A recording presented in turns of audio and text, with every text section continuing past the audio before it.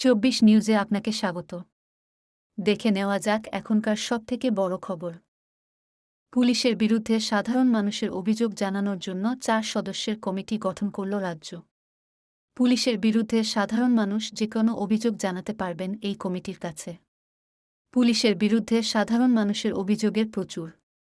তোলাবাজি, নিষ্ক্রিয়তা, অতিসক্রিয়তা, টাকা তোলার মতো অভিযোগে বেশ কিছু দিন ধরেই বিদ্ধ হচ্ছে বঙ্গ পুলিশ। মুখ্যমন্ত্রী মমতা বন্দ্যোপাধ্যায়ও পুলিশের বিরুদ্ধে এইসব অভিযোগের ব্যাপারে যে খুবই অসন্তুষ্ট সেটা প্রশাসনিক বৈঠকগুলিতে বারবার প্রকাশ করেছেন।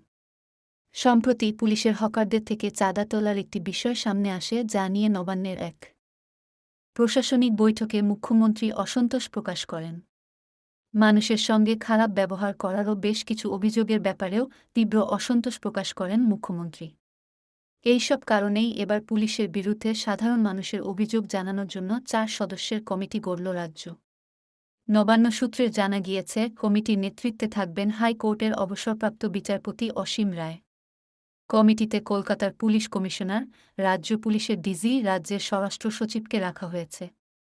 সাধারণ মানুষ এই কমিটির কাছেই পুলিশের বিরুদ্ধে অভিযোগ জানাতে পারবেন বলে জানানো হয়েছে।